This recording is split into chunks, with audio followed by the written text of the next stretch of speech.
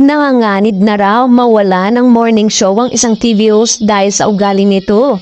Mapang-api, maarte at mahilig manglait. Yap, ganito raw kalala ang ugali ng female TV host na ito.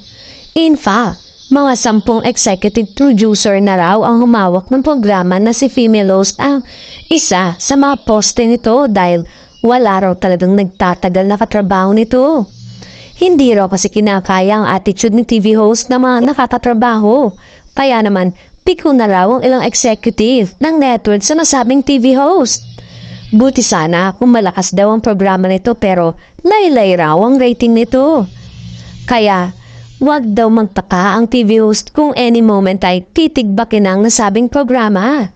Say ng ilan ay kung may chance babang bumait ang TV host. Say naman ang source, sa totoo lang daw ay nakilalang mabait ang TV host na ito ngunit ba't kaya nag-iba siya sa ugali ngayon?